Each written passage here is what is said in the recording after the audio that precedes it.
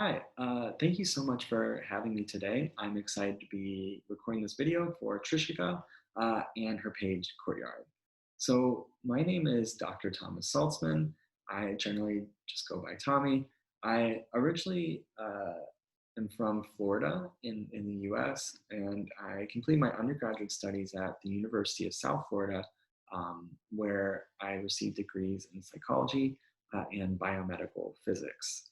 I then moved to Buffalo, New York, where I completed my PhD under Mark Seary at the University of Buffalo. So here I studied and did research on a range of social psychological topics and research questions, but mainly I focused within this broad methodological framework called cardiovascular social psychophysiology, which is a total mouthful.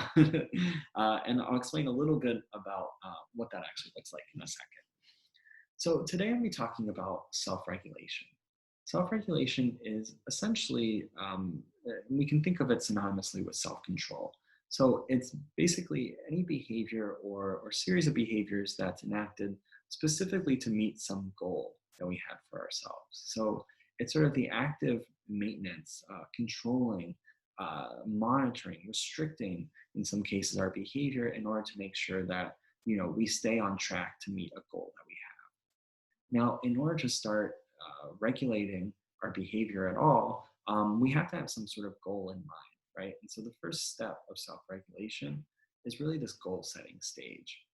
Uh, this is where we determine whether a goal is going to be important enough. So we actually think that's going to have a positive impact on our livelihood and attainable enough. So we actually think that we can do it to pursue, right? So once we set a goal for ourselves, we then enter what's called the goal planning stage.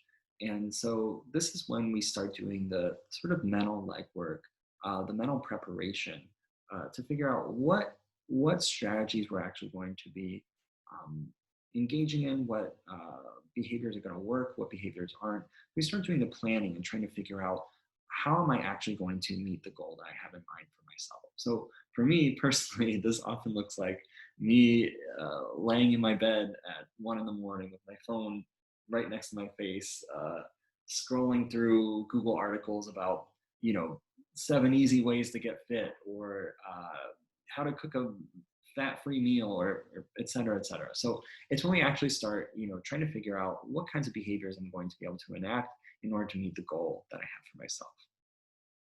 The final stage of this is what's called the goal attainment stage. So this is where we actually really start regulating our behavior. This is when we actually put all those strategies into motion. Okay. So I think what's interesting to think about with self-regulation is that we often, when we experience some sort of self-regulation failure, we often assume and believe that it's a problem of execution.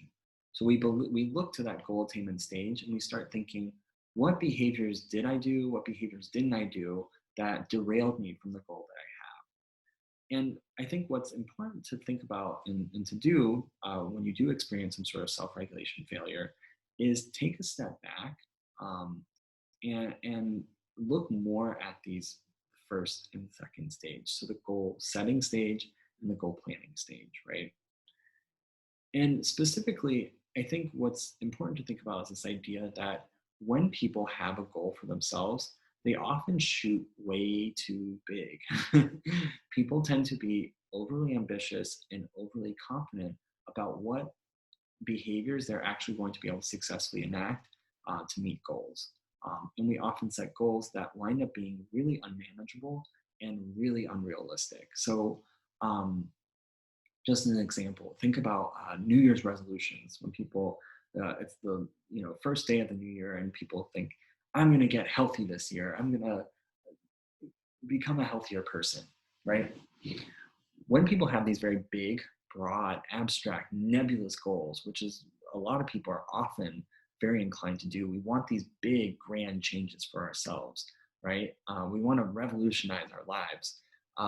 When we do this, what people tend to do is they have this big umbrella goal, get healthier, and then what they try to do is cram a bunch of other goals into that, right?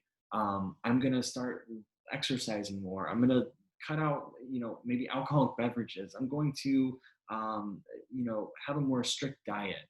So you cram a bunch of goals that are really difficult in and of themselves into the same overarching goal. And now you have a really big, unmanageable thing to tackle. And what we find in our laboratory, so we use a variety of cardiovascular responses to assess how people are managing a stressful situation in the moment, some sort of goal that we give them. What we find is that when people feel relatively incapable of taking on a goal, they feel like the demands are too big, they show less persistence, they are less likely to start pursuit in the first place, and they perform worse. So broadly, it can be really paralyzing in a sense to have these big overarching goals. Um, what I generally uh, what I generally advise people to do is to definitely have a bigger goal in mind. Have that abstract, big, nebulous goal in mind. That's important. It's important to know what we're striving toward and to have a general overall sense of the bigger picture. But at the same time, it's important to not bite off more than we can chew.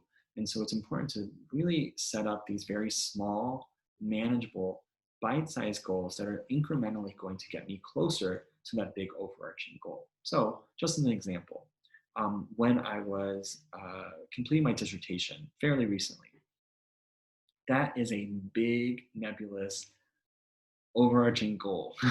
It's a 200 plus page document that, I don't even know where to start, right? If I'm just picturing that big goal and picturing all the things that I'm going to have to do to get closer to that big goal, that is scary and overwhelming. And goal pursuit is very unlikely, and goal attainment is very unlikely when I'm just focused on that big goal. What I ultimately had to do was break that into very small bite-sized pieces, right? And so every day I would focus on, let's write 2 to 3 pages. Let's write 2 to 3 pages. Let's write 2 to 3 pages, right? In the planning stage, I even thought about not only breaking it down to smaller pieces, but I thought about how am I going to make doing that even easier, right? So what I would do is I would actually craft time out of my schedule. Certain times of the day were only devoted to writing. I cleared everything out of my schedule to make sure that I only use that I use that time to write specifically. And in doing so, each and every day, 2 pages turns into 4 pages, turns into 6 pages, turns into 8 pages. And before I know it, I have a document within a reasonable amount of time.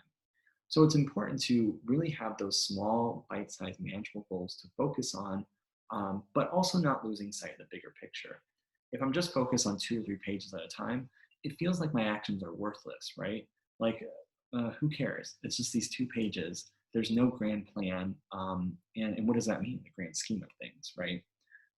But if you have this bigger goal in mind as well, it keeps it in perspective, and it sort of keeps you motivated and driven toward that goal. What I generally suggest personally, and this works very well for me, is getting a planner. I love my planner. I carry it around with me everywhere I go. And this is a place where you can put those small, bite-sized, manageable goals, but also have in there your big, overarching goals as well. There is no better feeling in the world.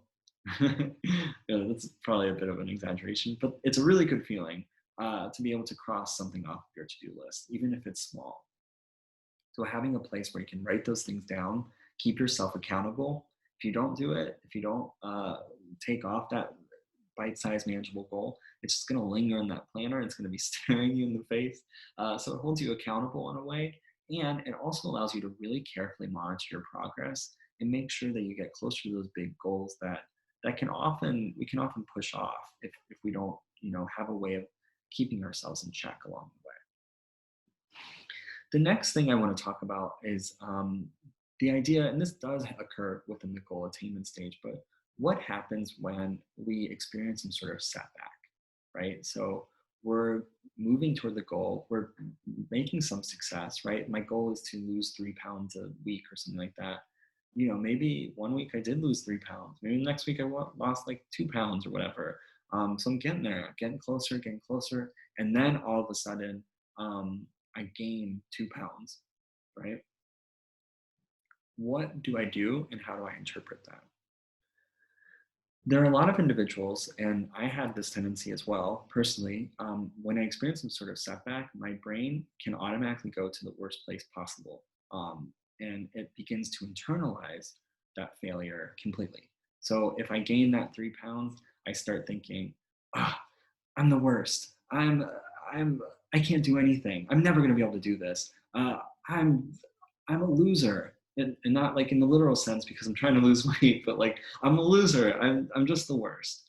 And so when we do that, when we create these very global, overarching sort of condemnations of ourselves after a setback, that is going to make us much less likely to stay on track toward our goal.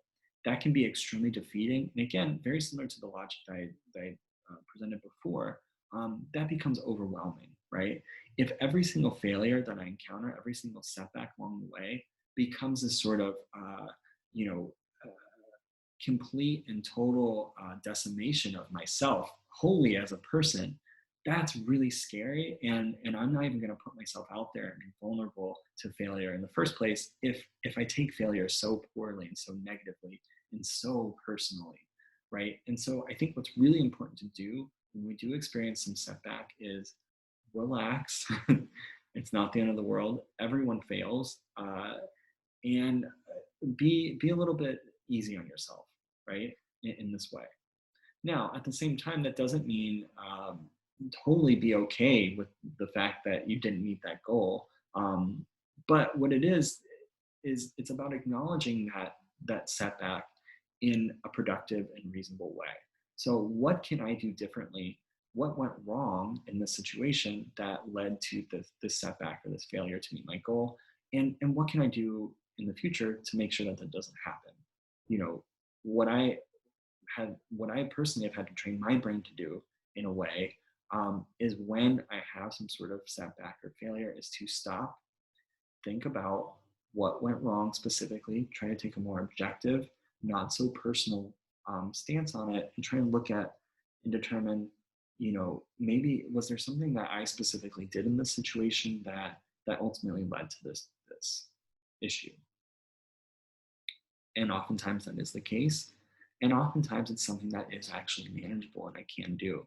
It's not because I am fundamentally flawed as a human being. It's because maybe I didn't lose the weight because I didn't actually go out running every day, or I didn't, I had that extra dessert. That doesn't mean I'm a terrible, incapable person, right? It just means that in that specific situation, I didn't do the exact right thing to make sure that I stuck to my goal. So it's really having sort of an almost compassion for yourself when you suffer some sort of setback, and using that to build yourself up and prepare for subsequent goal pursuit success. Um, okay, so I think that covers everything that I wanted to talk about. So I really appreciate your time, and I appreciate you again having me be a part of this. And thank you so much. Bye. Seek out those goals. Go for it. Dream big, uh, but be realistic at the same time. And don't be so hard on yourself. That's the main scoop. Okay. Bye everyone. Thank you.